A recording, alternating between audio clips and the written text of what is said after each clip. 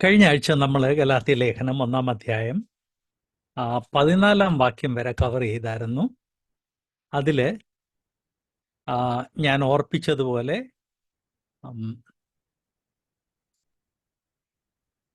ഒരു മിനിറ്റ്,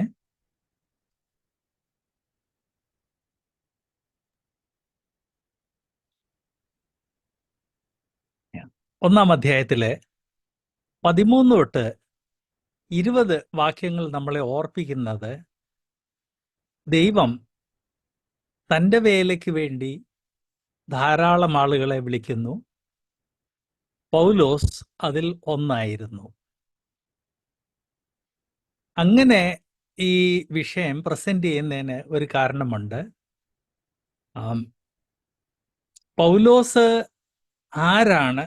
പൗലോസിന്റെ അതോറിറ്റിയെ വെല്ലുവിളിച്ച് ഈ ദുരുപദേഷ്ടാക്കന്മാര് കുറേയേറെ പൗലോസിനെതിരെ സംസാരിച്ചായിരുന്നു. അതുകൊണ്ടാണ് പൗലോസ് ഓർപ്പിക്കുന്നത് ദൈവം തന്റെ ശുശ്രൂഷയ്ക്ക് വേണ്ടി ധാരാളം ആളുകളെ വിളിച്ചു, ആൻഡ് അതിലൊന്ന് ഞാനാണ് എന്ന് എംഫസൈസ് ചെയ്ത് പറയുന്നത്. അപ്പോസ്തലത്വത്തെ കുറിച്ച് കുറച്ചുകൂടെ ക്ലിയർ ആയിട്ട് മറ്റ് സ്ഥലത്ത് പറയുന്നുണ്ട്. അതില് ഈ 13 തൊട്ട് 20 വാക്യങ്ങളില് കഴിഞ്ഞ ആഴ്ച 13, 14 നമ്മൾ വായിച്ചു. ഇന്ന് നമുക്ക് 15 തൊട്ട് 20 വരെയുള്ള വാക്യങ്ങളൊന്ന് വായിക്കാം. ഗലാത്യ ലേഖനം 1-ാം അധ്യായം 15 തൊട്ട് 20 നാം വായിക്കുന്നത്, എങ്കിലും എൻ്റെ ജനനം മുതൽ എന്നെ വേർതിരിച്ച് തൻ്റെ കൃപയാൽ വിളിച്ചിരിക്കുന്ന ദൈവം തൻ്റെ പുത്രനെക്കുറിച്ചുള്ള സുവിശേഷം ഞാൻ ജാതികളുടെ ഇടയിൽ അറിയിക്കേണ്ടതിന് അവനെ എന്നിൽ വെളിപ്പെടുത്തുവാൻ പ്രസാദിച്ചപ്പോൾ ഞാൻ രക്തങ്ങളോട് ആലോചിക്കുകയോ എനിക്ക് മുൻപേ അപ്പോസ്തലന്മാരായവരുടെ അടുക്കൽ യെരുശലേമിലേക്ക് പോകുകയോ ചെയ്യാതെ നേരെ അറേബ്യയിലേക്ക് പോകുകയും ദമസ്കോസിലേക്ക് മടങ്ങിപ്പോരുകയും ചെയ്തു. 3 ആണ്ട് കഴിഞ്ഞിട്ട് കേഫാവുമായി മുഖപരിചയം ആകേണ്ടതിന് യെരുശലേമിലേക്ക് പോയി 15 ദിവസം അവനോടുകൂടെ പാർത്തു. എന്നാൽ കർത്താവിൻ്റെ സഹോദരനായ യാക്കോബിനെ അല്ലാതെ അപ്പോസ്തലന്മാരിൽ വേറെ ഒരുത്തനെയും കണ്ടില്ല. ഞാൻ നിങ്ങൾക്ക് എഴുതുന്നത് ഭോഷ്കല്ല എന്നതിന് ദൈവം സാക്ഷി. ഇത് ബേസിക്കലി പൗലോസ് അപ്പോസ്തലൻ തൻ്റെ ടെസ്റ്റ് മണി ഷെയർ ചെയ്യുകയാണ്. തൻ്റെ സന്ദേശത്തെക്കുറിച്ച് ആദ്യം ഇതിനു മുൻപുള്ള വാക്യങ്ങളിൽ പറഞ്ഞു. സന്ദേശത്തിൻ്റെ സ്രോതസ്സുകളെക്കുറിച്ച് ഇതിന് മുൻപുള്ള വാക്യങ്ങളിൽ പറഞ്ഞു. സ്രോതസ് ദൈവമാണെന്ന്, ആ സന്ദേശം തന്നെ ഏൽപ്പിച്ചത് അത് ദൈവമാണെന്നുള്ളത് വ്യക്തമാക്കി. ഇതെല്ലാം കഴിഞ്ഞിട്ട് ഇവിടെ ഓർപ്പിക്കുന്നത് ഈ സന്ദേശം ലഭിച്ചപ്പോൾ മനുഷ്യരല്ല പൗലോസിനെ ഫീൽഡിൽ അയച്ചത്. ഈ 15 തൊട്ട് 20 വാക്യങ്ങളിൽ അപ്പോസ്തലനായ പൗലോസ് പറയുന്ന ടെസ്റ്റ് മണിയിൽ നിന്ന് നമുക്ക് ചില കാര്യങ്ങൾ മനസ്സിലാക്കാൻ സാധിക്കും. ഒന്ന്, ദൈവം നമ്മിൽ ഓരോരുത്തരെയും വിളിച്ചിട്ടുണ്ട്. 15-ാം വാക്യം പറയുന്നത്, എങ്കിലും എൻ്റെ ജനനം മുതൽ എന്നെ വേർതിരിച്ചു എന്നാണ്. വേദപുസ്തകത്തിൽ വിളി എന്നുള്ള വാക്യം എടുത്ത്, പ്രത്യേകിച്ച് പുതിയ നിയമത്തിൽ വിളി എന്നുള്ള വാക്ക് എടുത്ത് പഠിച്ചാൽ വ്യക്തമാകുന്നത് പൗലോസിന് മാത്രമല്ലായിരുന്നു വിളി, പത്രോസിന് മാത്രമല്ലായിരുന്നു വിളി, കർത്താവായ യേശുക്രിസ്തുവിനെ രക്ഷിതാവായിട്ട് സ്വീകരിക്കുന്ന എല്ലാ വ്യക്തികൾക്കും പുരുഷനോ സ്ത്രീയോ എന്ന അന്തരമില്ലാതെ വിളിയുണ്ട്. നമ്മിൽ പലർ അത് മനസ്സിലാക്കുന്നില്ല. ഇങ്ങനെ ഒരു വിളി ഉണ്ടെന്നുള്ളത് ഡയറക്ട്ലി ആൻഡ് ഇൻഡയറക്ട്ലി ദൈവവചനം പറയുന്നു. എല്ലാവർക്കും വിളി ഒരേ കാര്യം ചെയ്യാനല്ല. എല്ലാവരെയും അപ്പോസ്തലന്മാരായിട്ടല്ല വിളിച്ചിരിക്കുന്നത്. എല്ലാവരെയും ദൈവവചനം പഠിപ്പിക്കാനല്ല വിളിച്ചിരിക്കുന്നത്.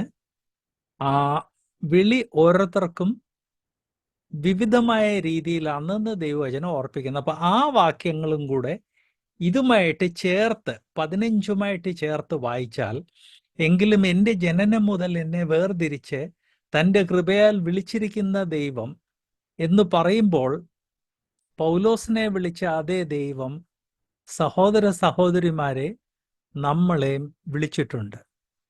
പൗലോസ് തന്റെ വിളിയെക്കുറിച്ച് ഗലാത്യ വിശ്വാസികളുടെ മുൻപിൽ പറയാൻ കാരണം, ഇത് തന്നെത്താനെ അങ്ങ് ചെന്ന് ഡിക്ലെയർ ചെയ്തതല്ല, ദൈവം തന്നെ വിളിച്ച് തന്നെ ആക്കിയതാണെന്ന് ഓർപ്പിക്കാനാണ്. എന്നാൽ അത് വായിക്കുമ്പം നമ്മളിൽ ഓരോരുത്തർ നമ്മുടെ ഓൺ വിളിയെക്കുറിച്ച് ഒന്ന് ചിന്തിക്കേണ്ടത് ആവശ്യമാണ്. നാം ജീവിക്കുന്ന ഈ 21-ാം നൂറ്റാണ്ടിന് ചില പ്രത്യേകതകളുണ്ട്. ആ പ്രത്യേകതകളിൽ ഒന്നാണ് ലക്ഷ്യബോധമില്ലായ്മ. ഞാൻ ആര്, ഞാൻ എന്ത്, ഞാൻ എന്തിന് ഈ ലോകത്തിൽ ജീവിക്കുന്നു, എന്നെ ഇവിടെ ദൈവം എന്തിന് വെച്ചിരിക്കുന്നു, എന്നിൽ കൂടെ ദൈവം എന്ത് ആഗ്രഹിക്കുന്നു. അങ്ങനെ ഒരു ലക്ഷ്യബോധമില്ലാത്ത ഒരു തലമുറയിലും ഒരു യുഗത്തിലാണ് നാം ജീവിക്കുന്നത്. ലോകം നമ്മുടെ മുൻപിൽ വെക്കുന്ന ഒത്തിരിയും കാര്യങ്ങൾ നമ്മുടെ മനസ്സിലുള്ള ഈ ലക്ഷ്യബോധം ഇല്ലായ്മയെ ബലപ്പെടുത്തുകയാണ് ചെയ്യുന്നത്. നമ്മളത് മനസ്സിലാക്കുന്നില്ല. നമ്മളിപ്പോൾ ഒരു ന്യൂസ് കാണുമ്പോൾ ന്യൂസ് കണ്ടു, എന്ത് സംഭവിച്ചു എന്ന് കണ്ടുപോയി എന്നാണ് നമ്മൾ ചിന്തിക്കുന്നത്.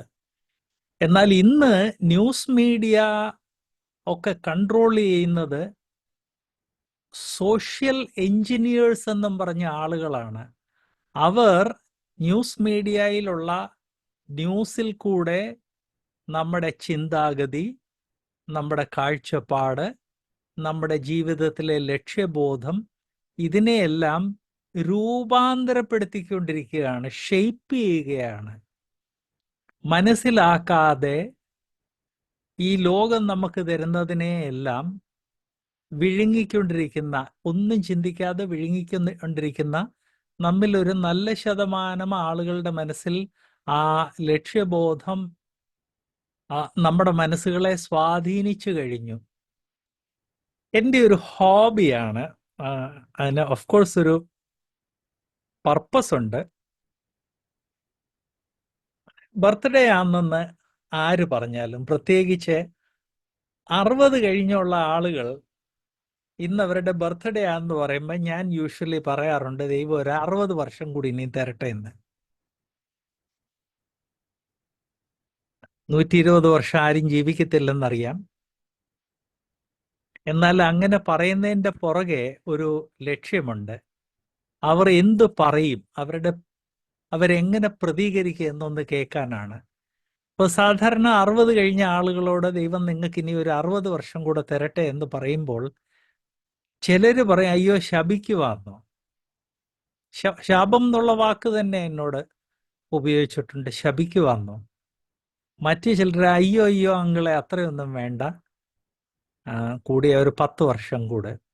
മറ്റു ചിലർ അയ്യോ ഞാൻ എന്ത് ചെയ്യും, ഈ ജീവിതത്തിന് യാതൊരു ലക്ഷ്യമില്ല. ഇങ്ങനെയുള്ള കമൻസ് ആണ് ഒരു നല്ല ശതമാനം ആളുകൾ പറയുന്നത്. അത് 2 കാരണമുണ്ട്. ഒന്ന്, നമ്മൾ നമ്മുടെ വ്യക്തിപരമായ ജീവിതത്തിൽ ദൈവം നമ്മളെ വിളിച്ചു എന്ന് മനസ്സിലാക്കുന്നില്ല. 15-ാം വാക്യം പറയുന്നത്, എൻ്റെ ജനനം മുതൽ എന്നെ വേർതിരിച്ചു തൻ്റെ കൃപയാൽ വിളിക്കുന്ന ദൈവം. ഇത് പൗലോസിന് മാത്രമല്ല, നമ്മിൽ ഓരോരുത്തരെയും നമ്മുടെ ജന്മം തൊട്ട് വിളിക്കുകയും വേർതിരിക്കുകയും ചെയ്തെന്നുള്ളത് നമ്മൾ മനസ്സിലാക്കണം. നമ്മിൽ ഒരു നല്ല ശതമാനം ആളുകൾ അത് മനസ്സിലാക്കുന്നില്ല. 2, നമ്മൾ ജീവിക്കുന്ന ഈ തലമുറയുടെ ഒരു പ്രത്യേകതയാണ് ലക്ഷ്യബോധം ഇല്ലായ്മ. അത് ഈ സമൂഹം നമ്മുടെ മനസ്സുകളിൽ സൃഷ്ടിക്കുന്ന ഒരു മനോഭാവമാണ്. അതിനൊരു കാരണമുണ്ട്. ലക്ഷ്യബോധമുള്ള ആളുകളെ മറ്റുള്ളവർക്ക് അവരവരുടെ ഇഷ്ടപ്രകാരം നിയന്ത്രിക്കാൻ സാധിക്കത്തില്ല. എന്നാൽ യാതൊരു ലക്ഷ്യമില്ലാത്ത വ്യക്തിയെ ആർക്ക് വേണമെങ്കിലും അവരുടെ ഇഷ്ടപ്രകാരം നിയന്ത്രിക്കാം. ജീവനുള്ള മീനും ചത്ത മീനുമാണ് ഇതിൻ്റെ ഉദാഹരണം. ജീവനുള്ള മീന് തനിക്കിഷ്ടമുള്ള ഏത് ഡയറക്ഷനിലും ഒഴുകും. നീന്തും. ചത്ത മീന് ഒഴുകുന്ന വെള്ളത്തിൻ്റെ ഒഴുക്കിൻ്റെ കൂടെ ആ ഡയറക്ഷനിലേ ഒഴുകത്തുള്ളൂ. ലോകം ആഗ്രഹിക്കുന്നത് നമ്മുടെ ജീവിതത്തിൽ ഒരു ലക്ഷ്യമില്ലായ്മ വാർത്തെടുക്കണം. നമ്മളെ ലക്ഷ്യമില്ലാത്ത ആളുകളായിട്ട് രൂപാന്തരപ്പെടുത്തണം. കാരണം അങ്ങനെ ലക്ഷ്യമില്ലാത്ത ആളുകളായിട്ട് രൂപാന്തരപ്പെടുത്തി കഴിഞ്ഞാൽ നമ്മെ ചൂഷണം ചെയ്യാൻ വളരെ എളുപ്പമാണ്. ഞാൻ ജീവിതം മുഴുവൻ ഒരു ടീച്ചറായിരുന്നു. ഞാൻ ശ്രദ്ധിച്ചിട്ടുള്ള കാര്യമാണ്, കുട്ടികളുടെ ഇടയ്ക്ക് ഒരു 10% കുട്ടികൾക്ക്, പരമാവധി 20% കുട്ടികൾക്ക് വളരെ വ്യക്തമായ ലക്ഷ്യബോധമുണ്ട്. അവരോടൊന്നും പറയേണ്ട ആവശ്യമില്ല. അവർക്കറിയാം ഞാൻ ആര്, ഞാൻ എന്ത് ആഗ്രഹിക്കുന്നു, എന്താകാൻ ആഗ്രഹിക്കുന്നു, അതിനനുസരിച്ച് ചെയ്തോളൂ. എന്നാൽ 20% കുട്ടികൾ ഒരു ലക്ഷ്യബോധം ഇല്ലാത്തവരുണ്ട്. അവരെ നമ്മൾ എത്ര ഗൈഡ് ചെയ്യാൻ നോക്കിയാലും ഒരു പ്രയോജനമില്ല. അവർ ജീവിതത്തിൽ ഉപയോഗശൂന്യമായ വ്യക്തികളായി മാറും. Absolutely useless. അപ്പോൾ ഏറ്റവും കൂടുതൽ ലക്ഷ്യബോധമുള്ളവർ, യാതൊരു ലക്ഷ്യബോധം ഇല്ലാത്തവർ, എത്ര പറഞ്ഞാൽ ലക്ഷ്യബോധം ഡെവലപ്പ് ചെയ്യാത്ത 20%, 40%. അതിൻ്റെ ഇടയ്ക്ക് ഒരു 60% ആളുകളുണ്ട്, നല്ല സമർപ്പണമുള്ള സാറുമാര്. ഈ 60% ആളുകളെ രൂപാന്തരപ്പെടുത്താനാണ് നോക്കുന്നത്. അവരെ രൂപാന്തരപ്പെടുത്തിയാൽ അവരിലെ ഒരു നല്ല ശതമാനം ആളുകൾ ലക്ഷ്യബോധത്തോടെ മുൻപോട്ട് വരും. ലോകം ആഗ്രഹിക്കുന്നത് 20% ഏതായാലും ലോകത്തിൻ്റെ കൂടാണ്. യാതൊരു ലക്ഷ്യബോധം ഇല്ലാത്തവര് 20%-നെ ലോകത്തിന് തൊടാൻ സാധിക്കത്തില്ല. അത്ര സ്ട്രോങ് ലക്ഷ്യബോധമുള്ളവരാ, വിശ്വാസികളും അവിശ്വാസികളും. പിന്നെ ഒരു 60% ബാക്കിയുണ്ട്. അവരെ അവരുടെ ജീവിതത്തിൽ യാതൊരു ലക്ഷ്യബോധം ഇല്ലാതാക്കണം. അതിനു വേണ്ടിയാണ് ഈ ന്യൂസ് മീഡിയയും എല്ലാം കടന്ന് വളരെയധികം കഷ്ടപ്പെടുന്നത്. ഇതൊന്നും മനസ്സിലാക്കാതെ വിശ്വാസികൾ അവരെ തന്നെ ബ്രെയിൻ വാഷ് ചെയ്യാൻ അനുവദിക്കുന്നതിൻ്റെ കാരണം കൊണ്ട് നമ്മളിൽ ധാരാളം ആളുകൾ ഇന്ന് യാതൊരു ലക്ഷ്യബോധമില്ലാതെ ജീവിക്കുന്നു. ഞാൻ ഇതിന് മുൻപ് ഓർപ്പിച്ച ഒരു കാര്യമുണ്ട്, പല പ്രാവശ്യം പറഞ്ഞതാണ്. നമ്മൾ ആരും നമ്മുടെ കംഫർട്ട് സോണിൻ്റെ പുറത്തു പോകാൻ ആഗ്രഹിക്കുന്നില്ല. കാരണം ലക്ഷ്യബോധമില്ല. ലക്ഷ്യബോധമില്ല, പിന്നെ എന്തിനാ കഷ്ടപ്പെടുന്നത്? അതേ സമയത്ത് ഞാൻ ഇന്ത്യയിലെ ക്ലാസിക്കൽ മ്യൂസിക് അതിൻ്റെ ഒരു കേന്ദ്രത്തിലാണ് വളർന്നത്. ഗ്വാളിയർ, ചമ്പൽ. ക്ലാസിക്കൽ മ്യൂസിക്കിന് 2 ബ്രാഞ്ചസാണ് ഉള്ളത്. റഫ്ലി, ഒന്ന് കർണാട്ടിക് മ്യൂസിക്, ഒന്ന് ഗ്വാളിയർ ഘരാന എന്ന് പറയും. ഗ്വാളിയർ ഒരു സിറ്റിയുടെ പേരാണ്. ഗ്വാളിയർ ഘരാന, അക്ബറിന്റെ നവരത്നങ്ങളിലുള്ള താൻസേൻ ആ ഗ്വാളിയർ ഘരാനയിൽപ്പെട്ടതാണ്. ആ സിറ്റിയിലെ ക്ലാസിക്കൽ മ്യൂസിക് പ്രാക്ടീസ് ചെയ്യുന്ന ആളുകളുടെ ലൈഫ് വളരെ ക്ലോസ് ആയിട്ട് ഞാൻ കണ്ടിട്ടുള്ളതാ. അവർക്ക് ചിലപ്പം മാസത്തിൽ 1-2 പബ്ലിക് പെർഫോമൻസേ ഉള്ളൂ. എന്നാൽ അതിൽ ഒരു നല്ല ശതമാനം ആളുകൾ ഒരു ദിവസം 4, 5, 6, 8 മണിക്കൂർ ഇരുന്നാണ് പ്രാക്ടീസ് ചെയ്യുന്നത്. ഈ ഓർലി ക്ലാസിക്കൽ മ്യൂസിക് പ്രാക്ടീസ് ചെയ്യുമ്പോൾ ഒരാൾ താൻപുര എന്നും പറഞ്ഞ വലിയൊരു ഇൻസ്ട്രുമെൻറ്റും കൊണ്ടിരിക്കും, ഒരാൾ തബലയും കൊണ്ട്. ഈ മിനിമം 2 ഇൻസ്ട്രുമെൻ്റാണ് അവർക്ക് വേണ്ടത്. അവർ രണ്ടുപേരുടെയും കൂട്ടിരുന്ന് 8 മണിക്കൂറൊക്കെ പ്രാക്ടീസ് ചെയ്യുന്നവരുണ്ട്, 4 മണിക്കൂർ മിനിമം പ്രാക്ടീസ് ചെയ്യും. വൈ? അവർക്കൊരു ലക്ഷ്യബോധമുണ്ട്. ഐസ്ക്രീം കൊടുത്താൽ തൊടത്തില്ല. വൈ? തൊണ്ടയ്ക്ക് പ്രശ്നമുണ്ട്. ലക്ഷ്യബോധമുണ്ട്. വിശ്വാസികളായ നമ്മിൽ ഓരോരുത്തരെ നമ്മുടെ ജീവിതത്തിൽ ലക്ഷ്യബോധം ഉണ്ടോ ഇല്ലയോ എന്ന് വളരെ സൂക്ഷ്മമായിട്ട് നമ്മെ തന്നെ, നമ്മുടെ മനോഭാവത്തെ പരിശോധിക്കേണ്ടതാണ്.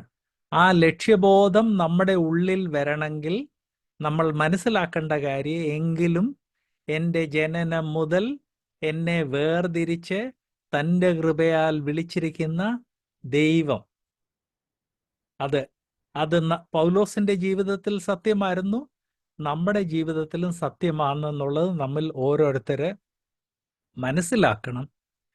മനുഷ്യനെ നോക്കിയാൽ അല്ലെ മനുഷ്യനെ ആശ്രയിച്ചാൽ ലക്ഷ്യബോധം ഇല്ലാതെയാകും. ദൈവത്തെ നോക്കി ദൈവത്തിൽ ആശ്രയിച്ചാൽ ആ ലക്ഷ്യബോധം സ്ട്രോങ് ആയി വരും എന്ന് ഓർപ്പിക്കട്ടെ. രണ്ടാമത്തെ കാര്യം, നമ്മൾ നമ്മുടെ ലക്ഷ്യത്തെ നോക്കി ഓടുമ്പോൾ ആ ലക്ഷ്യത്തിലേക്ക് നമ്മെ നയിക്കുവാൻ മനുഷ്യരെയല്ല ദൈവത്തെയാണ് നോക്കേണ്ടത്. ഇവിടെ പറഞ്ഞിരിക്കുന്നത്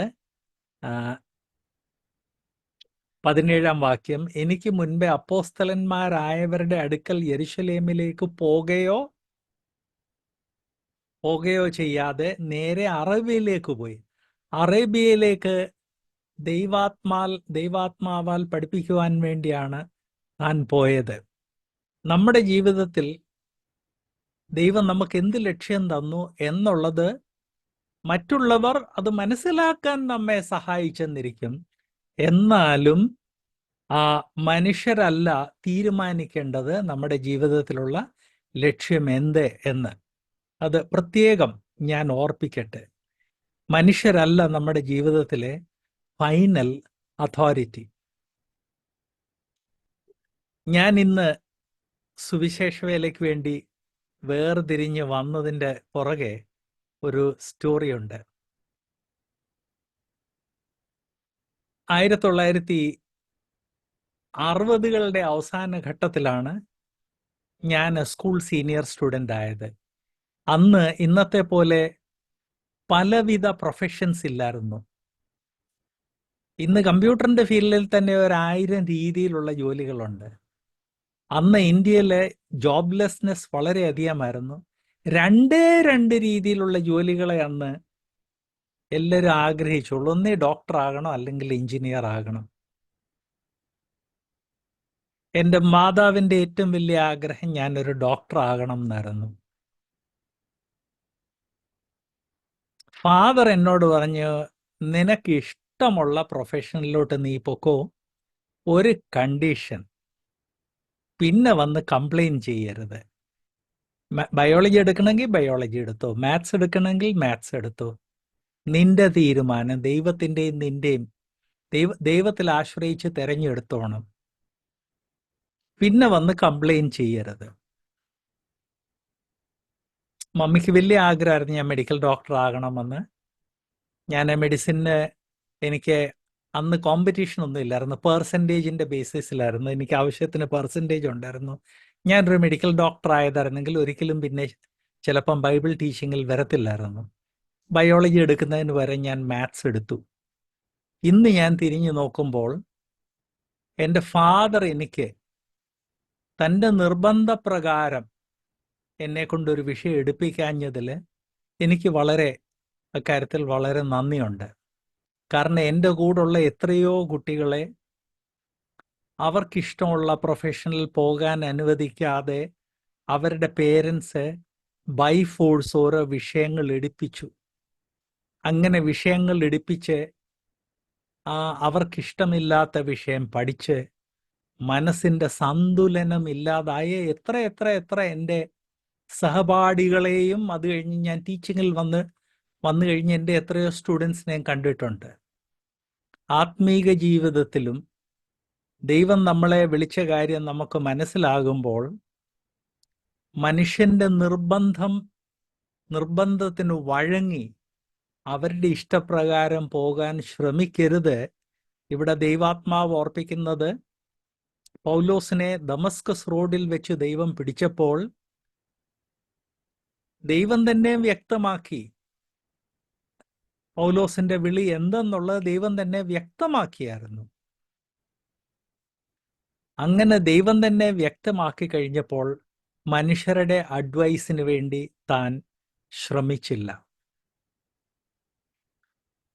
എൻ്റെ ഓൺ ഫീൽഡിൽ എനിക്കറിയാവുന്ന കാര്യമാണ്. സുവിശേഷ വേലയ്ക്ക് വേണ്ടി വേർതിരിഞ്ഞ എത്രയോ ആളുകൾ ഇന്ന് അമേരിക്കയിലെ ഹോട്ടൽസിൽ പാത്രം കഴുകുകയാണ്. ചിലർ അഡ്വൈസ് ചെയ്തു, പോയി ഒന്ന് പഠിച്ചിട്ട് തിരിച്ചു വാ. ആ, അങ്ങനെ പോയിട്ടുള്ള, ബൈബിൾ സ്കൂളിൽ പഠിക്കാൻ പോയിട്ടുള്ളതിൽ റിട്ടയർ ആയി കഴിഞ്ഞ 1-2 പേര് ഇന്ത്യയിൽ എത്തിയിട്ടുണ്ട്. അല്ലാതെ ആരും എത്തിയതായിട്ട് എൻ്റെ ഇമ്മീഡിയറ്റ് അറിവിലില്ല. വൈ? മനുഷ്യരുടെ അഡ്വൈസ് കേൾക്കാൻ പോയതുകൊണ്ട്. ഇതുപോലെ എല്ലാ ഫീൽഡിലും ഉണ്ടെന്ന് ഞാൻ ഓർപ്പിക്കട്ടെ. വിവാഹ ജീവിതത്തിലും ദൈവത്തിൻ്റെ അഡ്വൈസിന് പകരം മനുഷ്യൻ്റെ അഡ്വൈസ് കേൾക്കാൻ പോയാൽ അത് നാശത്തിന് കാരണമായി തീരും. നമ്മുടെ വ്യക്തിപരമായ ജീവിതത്തിൽ ദൈവത്തിൻ്റെ അഡ്വൈസ് കേൾക്കാതെ മനുഷ്യൻ്റെ അഡ്വൈസ് കേൾക്കാൻ പോയാൽ അത് നാശത്തിനായി തീരും. ഇവിടെ പൗലോസ് ഓർപ്പിക്കുന്നത്, ദൈവം തന്നെ വിളിച്ചപ്പോൾ നിന്നെ വിജാതിയരുടെ ഇടയ്ക്ക് സുവിശേഷം അറിയിക്കാൻ വേണ്ടി ഞാൻ ഉപയോഗിക്കും എന്ന് പറഞ്ഞു കഴിഞ്ഞപ്പോൾ അത് ദൈവത്തിൽ നിന്നുള്ള സന്ദേശമാണെന്ന് മനസ്സിലായതുകൊണ്ട് പിന്നെ പൗലോസ് ആ വിഷയത്തിൽ ആരെയും കൺസൾട്ട് ചെയ്യാൻ നോക്കിയില്ലെന്ന് പറയുന്നു.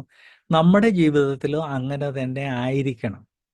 അല്ലെങ്കിൽ നമ്മൾ ദൈവം എന്താഗ്രഹിക്കുന്നതെന്നുള്ളത് മനസ്സിലാക്കി കഴിഞ്ഞ് പിന്നെ മനുഷ്യരോട് ചോദിക്കാൻ പോയാൽ ആരാണ് നമ്മളെ അഡ്വൈസ് ചെയ്യുന്നത്? അവരുടെ പേഴ്സണാലിറ്റിയാണ് നമ്മളെ ഇൻഫ്ലുവൻസ് ചെയ്യാൻ പോകുന്നത്. അത് നമുക്ക് ജീവിതത്തിൽ വലിയ ലോസിന് കാരണമായി തീരും. ഞാൻ വളരെ വിഷമത്തോടെ ഒരു ഉദാഹരണം എൻ്റെ ഓൺ വ്യക്തി ജീവിതത്തിൽ നിന്ന് പറയട്ടെ. 1978 ഞാൻ MSc പാസ്സായി. അന്ന് എനിക്ക് മലയാളം വേണ്ട രീതിയിൽ അറിയത്തില്ലായിരുന്നു, അക്ഷരാഭ്യാസമില്ലായിരുന്നു.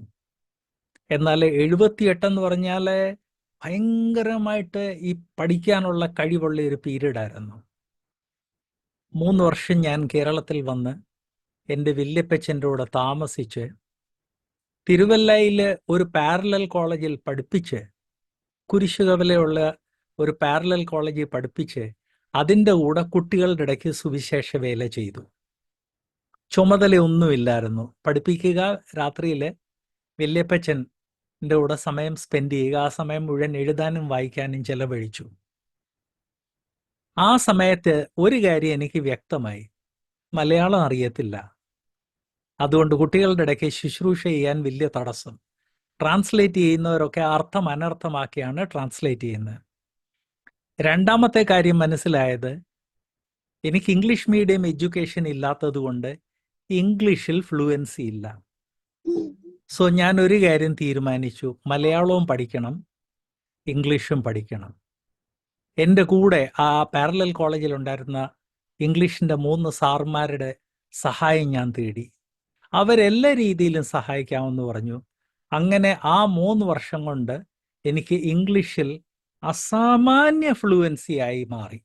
ഞാൻ ഇംഗ്ലീഷ് മീഡിയത്തിൽ പഠിച്ചിട്ടില്ലെന്നുള്ള കാര്യം ഓർപ്പിക്കട്ടെ. എൻ്റെ പഠനം മുഴുവൻ ഹിന്ദി മീഡിയമായിരുന്നു. 3 വർഷം കൊണ്ട് അൺയൂഷ്വൽ ഫ്ലുവൻസി കിട്ടി.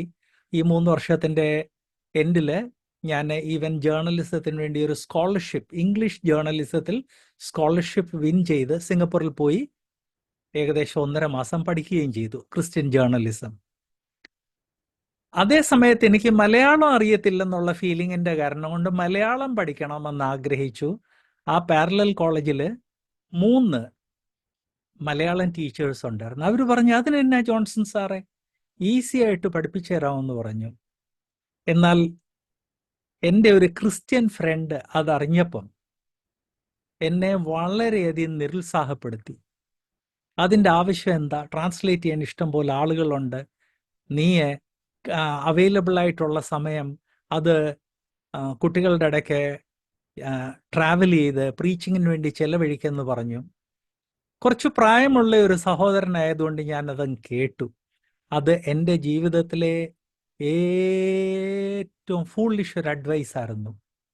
ഇത് 25-ാം വയസ്സിലാണ് എനിക്ക് ഈ അഡ്വൈസ് ലഭിച്ചത്. 40-ാം വയസ്സിൽ 3 സ്ട്രോക്ക് കഴിഞ്ഞ്, 3-ാമത്തെ സ്ട്രോക്ക് കഴിഞ്ഞ് ഞാൻ കേരളത്തിലോട്ട് മൈഗ്രേറ്റ് ചെയ്തു. 40-ാം വയസ്സിൽ കേരളത്തിലോട്ട് മൈഗ്രേറ്റ് ചെയ്തപ്പോൾ എനിക്ക് മലയാളത്തിൻ്റെ ABCD അറിയത്തില്ല. 25-ാം വയസ്സിലായിരുന്നെങ്കിൽ ഞാൻ ഇംഗ്ലീഷ് ഫ്ലൂവൻ്റ് ആയിട്ട് പഠിച്ചതുപോലെ മലയാളം ഫ്ലൂവൻ്റ് ആയിട്ട് പഠിച്ചേനെ. എന്നാൽ സ്ട്രോക്ക് എല്ലാം കഴിഞ്ഞ് മെമ്മറി നഷ്ടപ്പെട്ട് ശരീരം ബലഹീനമായി കഴിഞ്ഞ് പിന്നെ മലയാളം പോലുള്ള വിഷമമുള്ള ഒരു ഭാഷ പഠിച്ചെടുക്കുക അത് ഈസി അല്ലായിരുന്നു. പഠിച്ചെടുത്തു എന്നുള്ളത് ശരിയാണെങ്കിലും അത് എളുപ്പമല്ലായിരുന്നു. എൻ്റെ ജീവിതത്തിൽ ദൈവം ഗൈഡ് ചെയ്തതിനെ ശ്രദ്ധിക്കുന്നതിന് പകരം ദൈവം ഗൈഡ് ചെയ്ത ദൈവത്തിൽ നിന്നുണ്ടായ ഗൈഡൻസ് തന്നെയാണ് എനിക്കറിയാൻ വയ്യാത്ത 2 ഭാഷകൾ പഠിക്കണമെന്ന്. എന്നാൽ ഒരു മനുഷ്യന്റെ അഡ്വൈസ് കേൾക്കാൻ പോയതുകൊണ്ട് എനിക്ക് വളരെ വളരെ നഷ്ടമുണ്ടായി. ബ്രദേഴ്സ് ആൻഡ് സിസ്റ്റേഴ്സ്,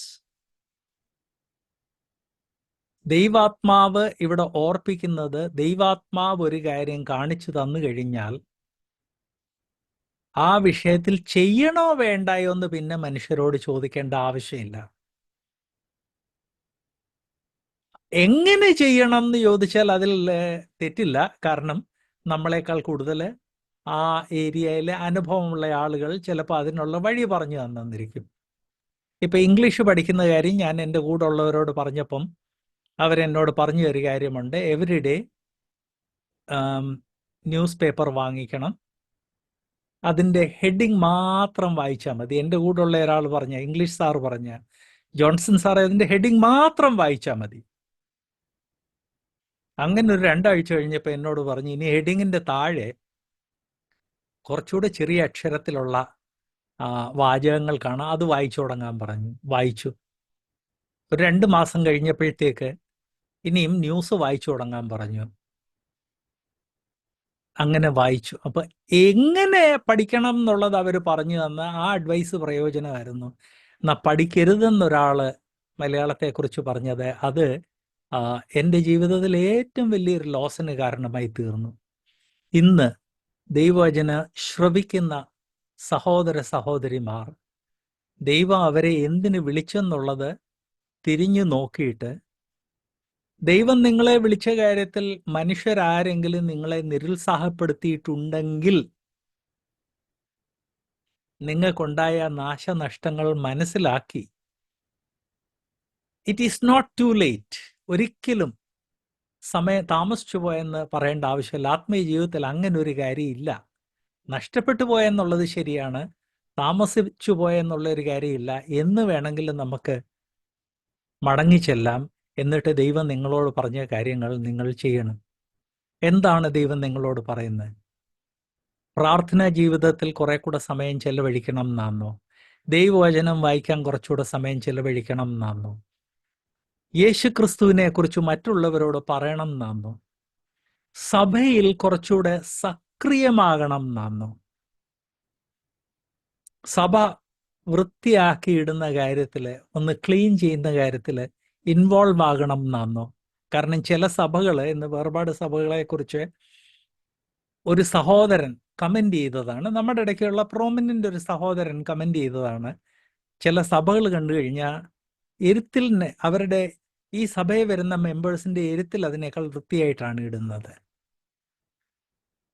ചിലപ്പോൾ ദൈവം അതിനായിരിക്കും നിങ്ങളെ വിളിക്കുന്നത്. ചെല്ലുക, ഒരു വോളണ്ടിയറായിട്ട് എല്ലാം ഒന്ന് വൃത്തിയാക്കിയിടുക, തൂത്ത് തുടച്ചിടുക. 1000 കാര്യങ്ങൾ ഒരു വ്യക്തിക്ക് ചെയ്യാൻ സാധിക്കും. അതിൽ നിന്ന് ഏതെല്ലാം കാര്യത്തിനാണ് ദൈവം നിങ്ങളെ വിളിച്ചത്, എന്നെ വിളിച്ചതെന്നുള്ളത് മനസ്സിലാക്കി, മനുഷ്യരുടെ അഡ്വൈസ് കേൾക്കാതെ, ചെയ്യണോ വേണ്ട എന്ന് മനുഷ്യരുടെ അഡ്വൈസ് അല്ല ദൈവത്തിൻ്റെ കേട്ട്, ബെസ്റ്റ് എങ്ങനെ ചെയ്യാൻ സാധിക്കുമെന്ന് അനുഭവസ്ഥരിൽ നിന്ന് മനസ്സിലാക്കി, ദൈവം നമ്മെ എന്തിനു വിളിച്ചു അക്കാര്യം നമുക്ക് ചെയ്യാം. അല്ലെങ്കിൽ നമ്മൾ മനുഷ്യരുടെ ചെയ്യണോ വേണ്ട എന്ന് ചോദിച്ചു കഴിഞ്ഞാൽ അവരുടെ ഇഷ്ടാനിഷ്ടത്തിനനുസരിച്ച് അവർ നമ്മളെ അഡ്വൈസ് ചെയ്യും. നമ്മുടെ ജീവിതത്തിൽ ദൈവം നമ്മളെ വിളിച്ചിരിക്കുന്ന കാര്യങ്ങളിൽ നമ്മൾ പരാജയപ്പെടും. ദൈവം വിളിച്ച കാര്യത്തിൽ വിശുദ്ധ തിരുവെഴുത്തായിരിക്കണം നമ്മുടെ ഫൈനൽ അതോറിറ്റി.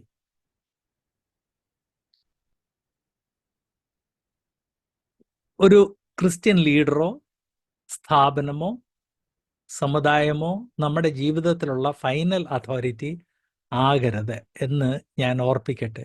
വേർപാട് സഭകളിൽ പിന്നെ ഉള്ള ഒരു നല്ല കാര്യം, ഈ പട്ടത്വ സഭകളിൽ ഉള്ളതുപോലുള്ള അടിമത്വമില്ല. മറ്റു ചില പ്രോബ്ലംസ് ഉണ്ട്, അത് ഇങ്ങനെ നമ്മൾ പഠിച്ചു വരുമ്പോൾ ഞാൻ അത് ഓർപ്പിക്കുന്നതായിരിക്കും. എന്നാൽ പട്ടത്വ സഭകളിൽ ഉള്ളതുപോലെ അടിമത്വം ഇല്ല. ഇന്നും പല പട്ടത്വ സഭകളിൽ ഒരാള് ദൈവവചനം പഠിക്കണമെങ്കിൽ ആദ്യമേ ഒരു ബൈബിൾ കോളേജിൽ പോയി 3 വർഷം പഠിച്ചിട്ട് ഡിഗ്രിയും കൊണ്ട് വന്നു കഴിഞ്ഞ് ഈ പട്ടത്വ സഭകളിലെ പ്രമുഖന്മാരിടുന്ന പരീക്ഷ പാസ്സായിട്ട് അവരെ റൈറ്റിംഗിൽ തരുന്ന ലൈസൻസ് ഉണ്ടെങ്കിൽ മാത്രമേ അവർക്ക് ആ പട്ടത്വ സഭകളിൽ ദൈവവചനം പഠിപ്പിക്കാൻ അനുവാദം കിട്ടത്തുള്ളൂ. മനുഷ്യരെ ദൈവം വെച്ചിരിക്കുന്നതിനെ അവരുടെ നിയന്ത്രണത്തിൽ വെക്കാൻ വേണ്ടി ശ്രമിക്കാറുണ്ട്. ഏതായാലും വേർപാട് സഭകളിൽ അങ്ങനൊരു കാര്യമില്ല. അത് നല്ലതാണ്. എന്നാലും പലപ്പോഴും അറിയാതെ നമ്മൾ മനുഷ്യരുടെ കെണിയിൽ പെടാറുണ്ട്. പ്ലീസ് റിമെമ്പർ, ദൈവം നമ്മളെ എന്തിനു വിളിച്ചെന്നുള്ളത് അത് ദൈവമാണ് വ്യക്തമാക്കേണ്ടത്. ചെയ്യണോ വേണ്ടായോ എന്ന് ദൈവമാണ് വ്യക്തമാക്കേണ്ടത്. പിന്നെ അത് ഏറ്റവും ഭംഗിയായിട്ട് എങ്ങനെ ചെയ്യാൻ സാധിക്കുമെന്ന് അതേ ഫീൽഡിൽ അനുഭവസ്ഥരായിട്ടുള്ള ആളുകളിൽ നിന്നാണ് നാം പഠിക്കേണ്ടത്. ദൈവം ജന്മം തൊട്ടേ ചിലരെ വേർതിരിച്ചു എന്ന് ദൈവവചനം പറഞ്ഞിട്ടുണ്ട്. എന്നാൽ മറ്റ് ചില ഭാഗങ്ങളിൽ നമ്മളെ എല്ലാവരെയും വിളിച്ചിട്ടുണ്ട്, വേർതിരിച്ചിട്ടുണ്ടെന്ന് വ്യക്തമാക്കുന്നുണ്ട്. യെശയ്യാവ് 49:1 നാം വായിക്കുന്നത്, യെശയ്യാവ് 49:1 വായിക്കുന്നത്, ദ്വീപുകളെ എൻ്റെ വാക്ക് കേൾപ്പീൻ, ദൂരത്തുള്ള വംശങ്ങളെ ശ്രദ്ധിപ്പീൻ, യഹോവ എന്നെ ഗർഭം മുതൽ വിളിച്ചു, എൻ്റെ അമ്മയുടെ ഉദരത്തിൽ ഇരിക്കയിൽ തന്നെ എൻ്റെ പേർ പ്രസ്താവിച്ചിരിക്കുന്നു. ഇത് തന്നെയാണ് 15-ാം വാക്യത്തിൽ, ഗലാത്യർ 1:15 വായിച്ചത്. എങ്കിലും എൻ്റെ ജനനം മുതൽ എന്നെ വേർതിരിച്ചു. ഈ വേർതിരിച്ചു, വിളിച്ചു എന്നുള്ള വാക്കുകൾ പഴയ നിയമത്തിലും പ്രത്യേകിച്ച് പുതിയ നിയമത്തിൽ വായിക്കുമ്പം വ്യക്തമാകുന്നത് നമ്മിലെല്ലാവരെയും വിളിച്ചു. ബ്രദർ ജോൺസൺ ആ വാക്യങ്ങൾ കമന്റ് ബോക്സിൽ പോസ്റ്റ് ചെയ്യുന്നുണ്ട്. റെഫറൻസ് ആരെങ്കിലും മിസ് ചെയ്തു പോയാൽ കമന്റ് ബോക്സിൽ നോക്കണം എന്ന് അഭ്യർത്ഥിക്കുന്നു. മറ്റൊരു വാക്യം യെരമ്യാവ് 1:5. യെരമ്യാവ് 1:5 നാം വായിക്കുന്നത്,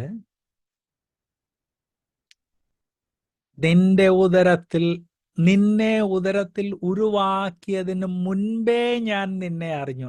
അപ്പൊ ഇതുവരെ ഉരുവാക്കിയപ്പോൾ എന്ന് നമ്മൾ വായിച്ചു. ഇവിടെ നാം വായിക്കുന്നത് ഉരുവാക്കിയതിന് മുൻപേ ഞാൻ നിന്നെ അറിഞ്ഞു, നീ ഗർഭപാത്രത്തിൽ നിന്ന് പുറത്തു വന്നതിന് മുൻപേ ഞാൻ നിന്നെ വിശുദ്ധീകരിച്ചു, ജാതികൾക്ക് പ്രവാചകനായി നിയമിച്ചിരിക്കുന്നു. ഈ ദൈവവചന വ്യാഖ്യാനത്തിന്റെ ഒരു അടിസ്ഥാന പ്രമാണം ഏതെങ്കിലും ഒരു വിഷയത്തെക്കുറിച്ച് ദൈവവചനം പറയുന്ന എല്ലാ വാക്യങ്ങളും കൂടെ എടുത്ത് അത് സിഫ്റ്റ് ആൻഡ് സോർട്ട് ചെയ്തിട്ട് വേണം നമ്മളൊരു നിഗമനത്തിൽ എത്തുന്നത്. അപ്പൊ ഇങ്ങനെയുള്ള പല വാക്യങ്ങളുടെ അടിസ്ഥാനത്തിൽ നാം മനസ്സിലാക്കുന്നത്, ദൈവം ചിലരെയൊക്കെ ഗർഭത്തിലായിരിക്കുമ്പോഴും അതിന് മുൻപ് തന്നെ തിരഞ്ഞെടുക്കുന്നു. അത് കഴിഞ്ഞ് പുതിയ നിയമത്തിൽ തിരഞ്ഞെടുപ്പ്, വിളി എന്നുള്ള വാക്കുകൾ വായിക്കുമ്പോൾ ആ തിരഞ്ഞെടുപ്പും വിളി എല്ലാ വിശ്വാസികൾക്കും ഉണ്ടെന്ന് വ്യക്തമാകുന്നു. ഇത് രണ്ടും കൂടെ കമ്പൈൻ ചെയ്യുമ്പോൾ നമ്മൾ മനസ്സിലാക്കുന്നത്, വിശ്വാസികളായ നമ്മിൽ ഓരോ വ്യക്തിയെ ദൈവം നാം അമ്മയുടെ ഉദരത്തിൽ വരുന്നതിന് മുൻപ് തന്നെ കണ്ടു, നമുക്കൊരു ചുമതല തന്നു, ഒന്നിലധികം ചുമതല തന്നു. അങ്ങനെ ചുമതല തന്നു കഴിഞ്ഞപ്പോൾ, തന്നത് ഗർഭത്തിന് മുൻപ് തന്നെയാണ്. ആ ചുമതല അത് ഫുൾഫിൽ ചെയ്യാൻ വേണ്ടി നമ്മളെ വിളിച്ചു. രക്ഷയുടെ അനുഭവത്തിൽ വരുന്നതോടെ ആ വിളി ക്രമാനുഗതമായിട്ട് വ്യക്തമാക്കി. ചിലര് പറയാറുണ്ട്, ഞാൻ പ്രാർത്ഥിച്ചുകൊണ്ടിരുന്നപ്പോഴാണ് മേശയിൽ നിന്നൊരു ഗ്ലാസ് താഴോട്ട് വീണ് പൊട്ടി ചെതറിയത്. അതിൽ നിന്ന് മനസ്സിലാക്കി ദൈവം മുൻപാകെ ഞാൻ ഒന്നുമില്ല, ദൈവം എന്നെ ഉടച്ചു കളയാൻ ആഗ്രഹിക്കുന്നു. ഇങ്ങനൊന്നുമല്ല ദൈവം തൻ്റെ ഇഷ്ടം അനിഷ്ടങ്ങൾ വ്യക്തമാക്കുന്നത്. ദൈവവചനം നമ്മൾ വ്യക്തമായിട്ട് നമ്മൾ വായിച്ചാൽ വ്യക്തമാകുന്നത് ദൈവം വിളിച്ചു, നമ്മിൽ ഓരോരുത്തരെയും വിളിച്ചിട്ടുണ്ട്. നമ്മളിൽ ഓരോരുത്തരിൽ നിന്നും ചില കാര്യങ്ങൾ ആഗ്രഹിക്കുന്നുണ്ട്. നമ്മൾ രക്ഷയുടെ അനുഭവത്തിൽ അനുഭവം പ്രാപിക്കുമ്പോൾ ആ വിളി നമുക്ക് കുറേയൊക്കെ വ്യക്തമാകും. അത് കഴിഞ്ഞ് നമ്മൾ ആത്മീക ജീവിതം വിശ്വസ്തയോടെ നയിക്കുമ്പോൾ ക്രമാനുഗതമായിട്ട്, അല്ലാതെ മേശയെന്നൊരു ഗ്ലാസ് വീണ് പൊട്ടിത്തെറിച്ചല്ല ദൈവം ഗൈഡ് ചെയ്യുന്നത്. ക്രമാനുഗതമായിട്ട് നമ്മുടെ ജീവിതത്തെക്കുറിച്ച് ദൈവത്തിൻ്റെ ആഗ്രഹം എന്ത് എന്ന് വ്യക്തമാക്കും. എനിക്ക് ദൈവേഷ്ടം, ദൈവത്തിൻ്റെ ആഗ്രഹം എൻ്റെ ജീവിതത്തിന് എന്തെന്നുള്ളത് വ്യക്തമാകാൻ 13 വർഷം എടുത്തു. 1971 എനിക്ക് ആദ്യമായിട്ട് തോന്നിയത് ദൈവം എന്നെ തൻ്റെ ശുശ്രൂഷയ്ക്ക് വിളിക്കുന്നെന്ന്. എന്നെ വിളിക്കുകയാണെങ്കിൽ ഞാൻ വേർതിരിയും എന്ന് ഞാൻ ദൈവത്തിന് വാക്കുകൊടുത്തു. എന്ന് ദൈവം എന്നെ വിളിക്കും എന്ന് അന്ന് വരെ വെയിറ്റ് ചെയ്യും, എന്നിട്ട് എന്നെ തന്നെ പ്രിപ്പയർ ചെയ്യാമെന്ന് ഉദ്ദേശിച്ച് ശരിയായിട്ട് സയൻസ് പഠിച്ചു. ഫിസിക്സ് എൻ്റെ വിഷയമായിരുന്നു, ഫിസിക്സ് ആൻഡ് ഹയർ മാത്സ്. അത് പൂർണ്ണ സമർപ്പണത്തോടെ പഠിച്ചു. അതിൻ്റെ കൂടെ ഗ്രീക്ക്, ഞാൻ BSc സെക്കൻഡ് ഇയറിലായിരുന്നപ്പോൾ തന്നെ ഗ്രീക്ക് പഠിച്ചു തുടങ്ങി. തേർഡ് ഇയർ ആയപ്പോഴത്തേക്ക് ഗ്രീക്ക് എക്സ്പെർട്ടായി. അങ്ങനെ എന്നെ തന്നെ പ്രിപ്പയർ ചെയ്തു. 13 വർഷങ്ങൾ കഴിഞ്ഞ് 84 ഈ 13 വർഷം ദൈവം ക്രമാനുഗതമായിട്ട് എന്നെ വിളിച്ചിട്ടുണ്ട്. ഞാൻ മിനിസ്ട്രി പോകണമെന്നുള്ളത് ക്രമാനുഗതമായിട്ട് മനസ്സിലുള്ള ഫീലിങ്ങിൽ കൂടെയും എൻ്റെ കൃപാവരങ്ങളിൽ കൂടെയും മറ്റ് വിശ്വാസികൾ എന്നിൽ നിന്ന് പ്രതീക്ഷിക്കുന്നതിൽ കൂടെയും എൻ്റെ കുടുംബം എന്നിൽ നിന്ന് പ്രതീക്ഷിക്കുന്നതിൽ കൂടെയും ദൈവം വ്യക്തമാക്കി. അങ്ങനെ ഞാൻ വേർതിരിഞ്ഞു, ജോലി വിട്ട് സുവിശേഷ വേലയ്ക്ക് വേണ്ടി വേർതിരിഞ്ഞു. ദൈവം നമ്മിൽ ഓരോരുത്തരെയും വിളിച്ചിട്ടുണ്ട്. അത് ദൈവം വ്യക്തമാക്കും. നമ്മൾ ദൈവത്തിൽ ആശ്രയിച്ചാൽ ക്രമാനുഗതമായിട്ട്, കണ്ടിന്യൂസ് ആയിട്ട്, പ്രോഗ്രസീവായിട്ട് ദൈവം അത് വ്യക്തമാക്കി തരും. ഇന്ന് എന്നെ ശ്രവിക്കുന്നതിൽ സഹോദരന്മാരുമുണ്ട്, സഹോദരിമാരുമുണ്ട്. ജോലിയുള്ളവരുണ്ട്, ജോലിയിൽ നിന്ന് വിരമിച്ചവരുണ്ട്. ഇതില് ചിലപ്പോൾ ജോലിയിൽ നിന്ന് വിരമിച്ചവർ പറഞ്ഞു തന്നിരിക്കും, ബ്രദറെ ശിഷ്ടായുസ് എന്ത് ചെയ്യണമെന്നറിയത്തില്ല. അയ്യോ, ശിഷ്ടായുസാണ് ഒരു വ്യക്തിയുടെ ജീവിതത്തിലെ ഏറ്റവും നല്ല ആയുസ്, ഗോൾഡൻ ഏജ് ആണ്. ഈ ഗോൾഡൻ ഏജിൽ എന്ത് ചെയ്യണം എന്നുള്ളത് ദൈവം വെളിപ്പെടുത്തും. മനുഷ്യരെ നോക്കാതെ, മനുഷ്യരോട് ചോദിക്കാതെ ദൈവത്തോട് ചോദിച്ചാൽ വെളിപ്പെടുത്തും എന്ന് ഓർപ്പിക്കട്ടെ. ദൈവം തൻ്റെ മക്കൾക്ക് ഈ പഴയ നിയമത്തിൽ പറഞ്ഞത് പഴയ നിയമത്തിലെ പ്രവാചകന്മാരിൽ കൂടെ വെളിപ്പെടുത്തുമായിരുന്നു. എന്നാൽ പുതിയ നിയമത്തിൽ ദൈവം നമ്മൾ എന്ത് ചെയ്യണം എന്നുള്ളത് വ്യക്തമാക്കുമെന്ന് ദൈവവചനം നമ്മളെ ഓർപ്പിക്കുന്നു.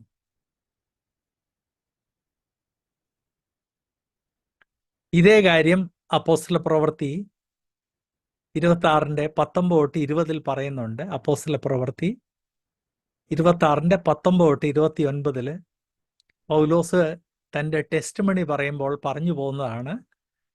അതുകൊണ്ട് അഗ്രിപ്പ രാജാവേ, ഞാൻ സ്വർഗീയ ദർശനത്തിന് അനുസരണക്കേട് കാണിക്കാതെ ആദ്യം ദമസ്കോസിലും യെരുശലേമിലും യഹൂദ്യ ദേശത്തെങ്ങും ഉള്ളവരോട് പിന്നെ ജാതികളോടും മാനസാന്തരപ്പെട്ട് ദൈവത്തിങ്കിലേക്ക് തിരിഞ്ഞ് മാനസാന്തരത്തിന് യോഗ്യമായ പ്രവൃത്തികൾ ചെയ്യണം എന്ന് പ്രസംഗിച്ചു. ദൈവം വെളിപ്പെടുത്തി, ഞാനത് ചെയ്തു. മനുഷ്യരുടെ ഇഷ്ടപ്രകാരം നിന്നില്ല. ഇന്ന് ഈ വാക്യങ്ങളിൽ നിന്ന് നമ്മൾ മനസ്സിലാക്കുന്നത്, പൗലോസിനെ ദൈവം ഒരു പർട്ടിക്കുലർ ആവശ്യത്തിന് വേണ്ടി വിളിച്ചു, ഒരു ലക്ഷ്യത്തോടെ വിളിച്ചു. ആ ലക്ഷ്യം നിത്യതയിൽ തന്നെ ദൈവം തീരുമാനിച്ചതാണ്. അങ്ങനെ തീരുമാനിച്ചതിൻ്റെ കാരണം കൊണ്ട് പൗലോസ് അമ്മയുടെ ഗർഭത്തിൽ ആയിരുന്നപ്പോൾ തന്നെ ആ വിളി തനിക്ക് ഉണ്ടായി. ഇത് തന്നെ നമ്മൾ യെശയ്യാവ് യെരമ്യാവിൽ നിന്ന് വായിച്ചു. യോഹന്നാൻ സ്നാപകനെ കുറിച്ച് ഇക്കാര്യം നമുക്കറിയാമല്ലോ. എന്നാൽ നമ്മൾ മനസ്സിലാക്കേണ്ടത്, അങ്ങനെ ദൈവം ചില തെരഞ്ഞെടുത്ത വ്യക്തികളെ മാത്രമല്ല വിളിക്കുന്നത്. അങ്ങനെ ഒരു തെറ്റിദ്ധാരണ നമ്മുടെ മനസ്സിൽ വരാം.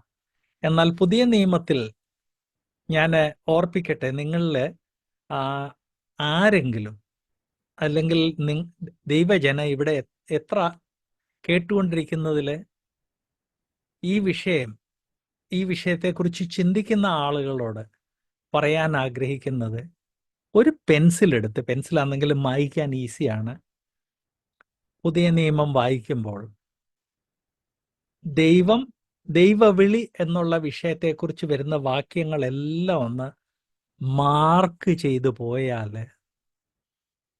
ഒത്തിരിയും കാര്യങ്ങൾ പെട്ടെന്ന് ഇതിനു മുൻപ് മനസ്സിലായിട്ടില്ലാത്ത പല കാര്യങ്ങൾ മനസ്സിലാകും. അതിൽ വ്യക്തമായിട്ട് മനസ്സിലാകാൻ പോകുന്ന ഒരു കാര്യം ഞാൻ ഇപ്പോഴേ ഓർപ്പിക്കട്ടെ. ഈ ദൈവവിളി എന്ന് പറഞ്ഞാൽ ഇത് പത്രോസിനോ പൗലോസിനോ മാത്രമുള്ളതല്ല. പത്രോസിന് വിളിയുണ്ടായിരുന്നു. പത്രോസിനോടാണ് കർത്താവ് ആവർത്തിച്ചു പറഞ്ഞത് എന്തൊക്കെ ചെയ്യണം. ഏറ്റവും ലാസ്റ്റിൽ കൊടുത്ത കമാൻഡായിരുന്നു എൻ്റെ കുഞ്ഞാടുകളെ മേയ്ക്കണം എന്നുള്ളത്. പൗലോസിനെ അതുപോലെ വിളിച്ചു. എന്നാൽ ഈ ദൈവവിളി പത്രോസ് അല്ലെ പൗലോസ് വരെ പരിമിതമല്ല എന്നുള്ളത് പുതിയ നിയമം ആവർത്തിച്ചു പറയുന്നു. അതിൽ ഒരു വാക്യം ഞാൻ ഓർപ്പിക്കട്ടെ. 1 പത്രോസിലെ ഓരോരുത്തൻ വരം ലഭിച്ചതുപോലെ എന്നാണ് കൃപാവരങ്ങളെക്കുറിച്ച് പത്രോസിൽ പറഞ്ഞിരിക്കുന്നത്. അവിടെ പൗലോസിന് ലഭിച്ചതുപോലെ പത്രോസിന് ലഭിച്ചതുപോലെ എന്നല്ല, ഓരോരുത്തർ വരം ലഭിച്ചതുപോലെ എന്നാണ്. അല്ലെങ്കിൽ വരം ലഭിച്ചവരൊക്കെ ഉപയോഗിക്കട്ടെ എന്നല്ല, നോ, ഓരോരുത്തൻ വരം ലഭിച്ചതുപോലെ എന്നാണ്. അപ്പൊ ഇങ്ങനെയുള്ള വാക്യങ്ങളെല്ലാം ദൈവവചനത്തിൽ നിന്ന് ഒന്ന് നോട്ട് ചെയ്തു പോയാൽ നമ്മുടെ ആത്മീയ ജീവിതത്തിന് അത് വലിയ ചാലഞ്ചായിരിക്കും. അപ്പൊ അതുമായിട്ട് ബന്ധപ്പെട്ട് ചില കാര്യങ്ങളോട് പറയട്ടെ ക്ലോസിങ്ങിന് മുൻപ്. ഞാൻ ഓർപ്പിച്ചതുപോലെ ഈ 21-ാം നൂറ്റാണ്ട് ലക്ഷ്യബോധമില്ലാത്ത ഒരു തലമുറയാണ്. നമ്മൾ എങ്ങനെ ലക്ഷ്യബോധം ഇല്ലാതായി തീർന്നു? നമ്മൾ എന്നും ശ്രവിക്കുന്ന മാധ്യമങ്ങൾ നമ്മുടെ മനസ്സിൽ ആ ലക്ഷ്യബോധം ഇല്ലാതെ ആക്കുകയാണ്. ലക്ഷ്യബോധം ഇല്ലാതെ ആകുകയല്ല എന്നുള്ളത് നിങ്ങൾ മനസ്സിലാക്കണം. നോ, നമ്മളെ, ഈ ലോകത്തിലുള്ള മനുഷ്യരെ ലക്ഷ്യബോധം ഇല്ലാത്തവരാക്കി തീർക്കണം എന്നാണ് ലോകം ആഗ്രഹിക്കുന്നത്. കാരണം ലക്ഷ്യബോധം ഇല്ലാത്ത ഒരു ജനതയെ ഏത് ഡയറക്ഷനിലോട്ട് വേണമെങ്കിലും നയിക്കാൻ സാധിക്കും.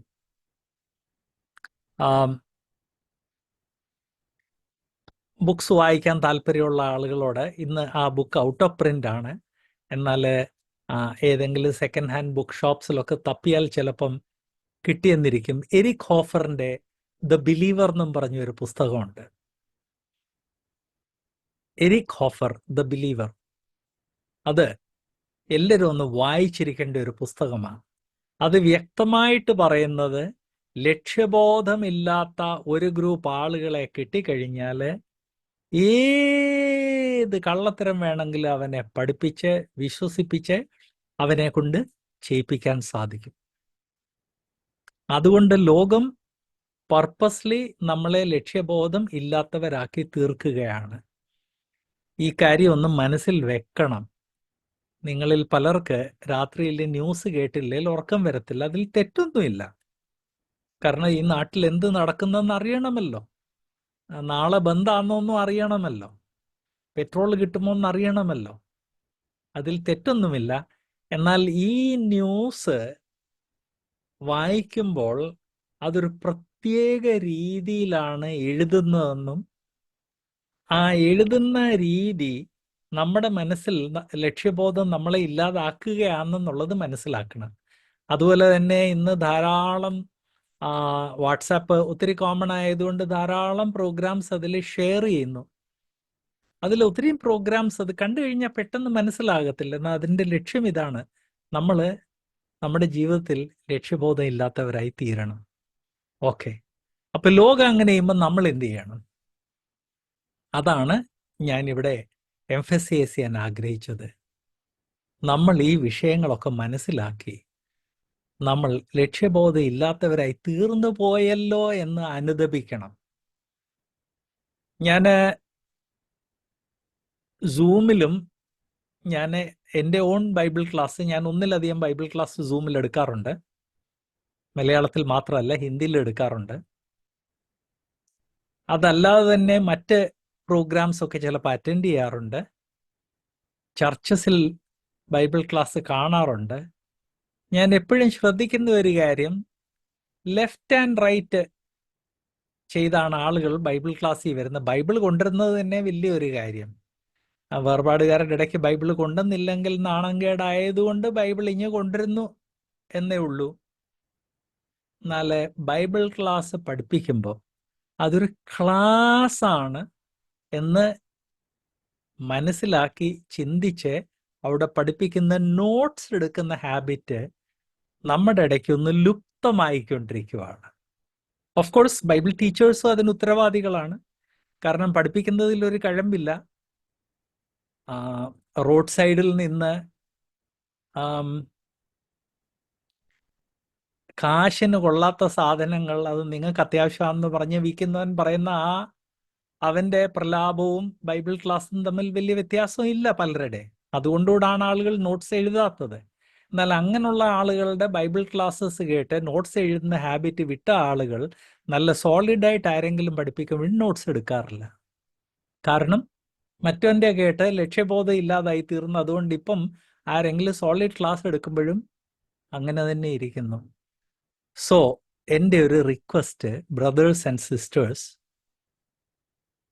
ഈ ക്ലാസ് ആണെങ്കിലും നിങ്ങൾ അറ്റൻഡ് ചെയ്യുന്ന മറ്റേത് ക്ലാസ് ആണെങ്കിലും നിങ്ങളുടെ സഭയിലാണെങ്കിലും നോട്ട്സ് എഴുതി തുടങ്ങണം. ഒരു മെസ്സേജ് ശ്രദ്ധിച്ചു കേട്ടാൽ പ്രസംഗിക്കുന്ന ആള് ഒരു പ്രിപ്പറേഷൻ ഇല്ലാതെ വന്നതാണെങ്കിലും നമ്മൾ ശ്രദ്ധിച്ചു കേൾക്കുകയാണെങ്കിൽ നമുക്ക് ദൈവാത്മാവ് നമ്മുടെ മനസ്സിൽ വർക്ക് ചെയ്യും. അത് ദൈവവചനത്തിന്റെ ഒരു പ്രിൻസിപ്പിളാണ്, എൻ്റെ വചനം വൃഥാ പോകയില്ല. പഠിപ്പിക്കുന്നവൻ പ്രിപ്പയർ ചെയ്ത് കാണത്തില്ല, എന്നാൽ ദൈവവചനം അവിടെ പ്രസന്റ് ചെയ്യുന്നുണ്ട്. നമ്മൾ ശ്രദ്ധയോടെ കേട്ടാൽ ദൈവാത്മാവ് നമുക്ക് നമ്മുടെ മനസ്സിൽ ആശയങ്ങൾ തരും. അത് നോട്ട് ചെയ്യുന്ന ഹാബിറ്റ് തുടങ്ങണം. 1. 2, പുതിയ നിയമം നമ്മുടെ ജീവിതത്തിൽ ദൈവം വെച്ചിരിക്കുന്ന ലക്ഷ്യത്തെക്കുറിച്ച് എന്തു പറയുന്നു ആ വാക്യങ്ങളൊക്കെ ഒരു പെൻസിലെടുത്ത് ഒന്ന് നോട്ട് ചെയ്ത് തുടങ്ങുക. ഈ 2 കാര്യങ്ങൾ ചെയ്താൽ തന്നെ ലൈഫിൽ ഒത്തിരി മാറ്റം വരും. നാളെ നിങ്ങളോട് ദൈവം നിങ്ങൾ 100 വയസ്സ് വരെ ജീവിക്കട്ടെന്ന് പറയുമ്പോൾ പെട്ടെന്ന് മനസ്സിൽ എന്ത് പ്രതികരണമാണ് വരുന്നത്, അത് ഒന്ന് ചിന്തിച്ചിട്ട് ആ പ്രതികരണം ശരിയല്ലെങ്കിൽ അതിൻ്റെ കാരണം എന്ത്, 100 വരെ ജീവിക്കുന്ന ഒരു ശാപമാണെന്ന് ചിന്തിക്കുകയാണെങ്കിൽ എന്തുകൊണ്ടാണ് അതൊരു ശാപം എന്നുള്ളത് പ്രത്യേകം മനസ്സിലാക്കാൻ ദൈവം സഹായിക്കട്ടെ എന്ന് കർത്താവ് ഇങ്ങനെ ഒരു അവസരം നൽകിയതിന് ഞാൻ ദൈവത്തെ സ്തുതിക്കുന്നു.